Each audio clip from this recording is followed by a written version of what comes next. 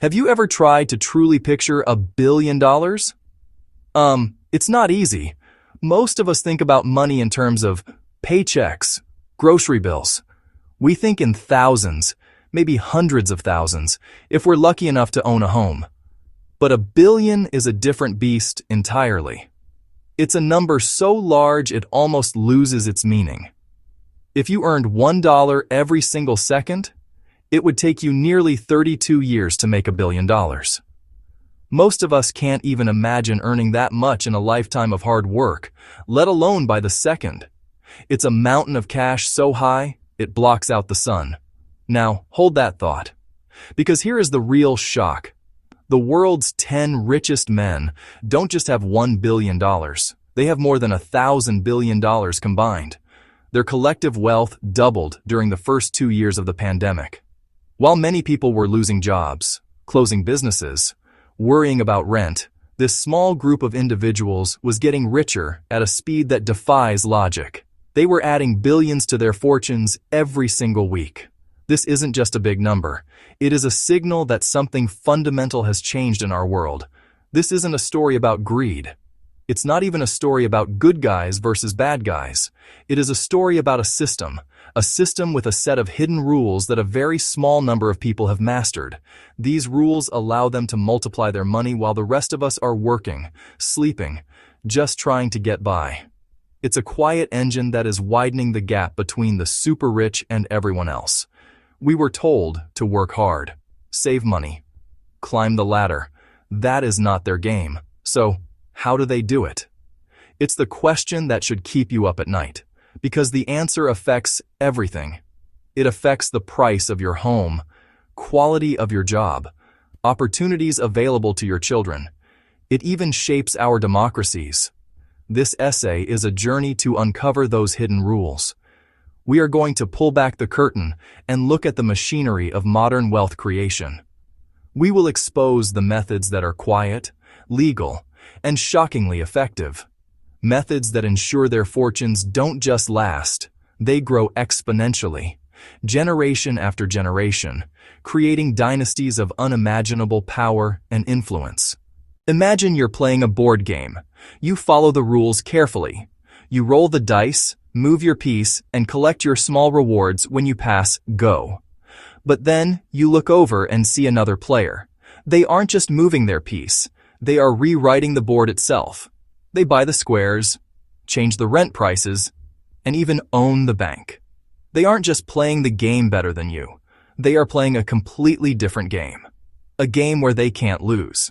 This is the closest analogy to how billionaire wealth operates in the real world. Most people earn money from a salary.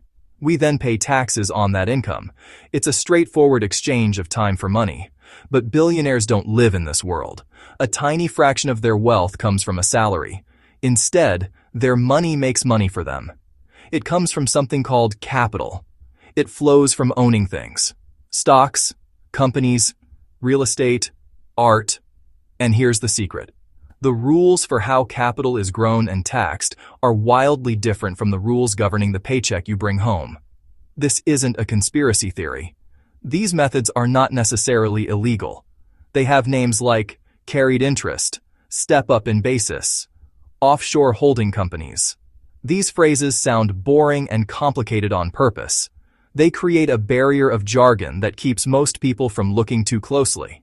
But behind the jargon are simple, powerful tools that let wealth grow faster, with less tax than any salary ever could.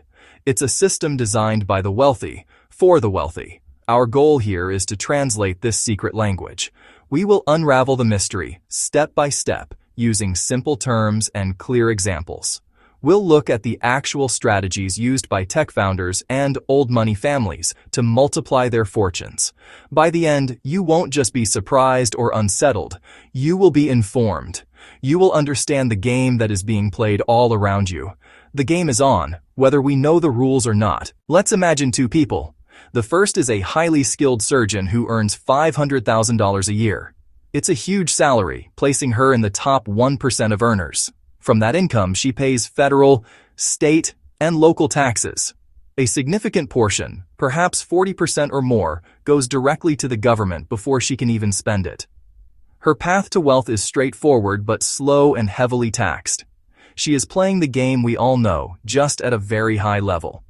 Our second person is a billionaire who owns a large stake in a successful company. He pays himself a salary of just $1. Why? Because salaries are taxed at high rates. Instead, his wealth grows as the value of his company's stock increases. Let's say his shares go up in value by $1 billion in a year. As long as he doesn't sell those shares, he pays zero tax on that gain, not a single dollar. He can then borrow against his vast stock portfolio to fund his lifestyle, taking out loans at incredibly low interest rates. This too is not considered income, so it is not taxed. While the surgeon's wealth is chipped away by taxes year after year, the billionaire's wealth compounds tax-free, growing exponentially in the background. He only pays tax when he decides to sell his assets. And even then, the tax rate on these long-term capital gains is often much lower than the income tax rates paid by high-earning professionals. It's a two-tiered system. One set of rules for those who work for their money, and another, far more favorable set for those whose money works for them. We began this journey with a number that breaks the brain, but now the curtain has been pulled back. We see it as not magic, but a game with a different rulebook, a game that prioritizes ownership over labor, assets over income, and tax avoidance over civic contribution. It is a quiet, self-perpetuating engine of wealth creation. But the system has consequences that ripple out and affect us all. Housing becomes unaffordable, necessities become financial instruments, and the political landscape is bent toward the wealthy. So what can we do? Understanding the game is the first step toward changing it. On a civic level, it means demanding a fairer set of rules for everyone. On a personal level, it's about shifting your mindset from only trading time for money to finding ways, however small, for your money to start working for you. We have to have open conversations about money, wealth, and fairness. By sharing this knowledge, we begin to build a broader public understanding. It is a reminder that the rules of our economy are not laws of nature, they are human creations.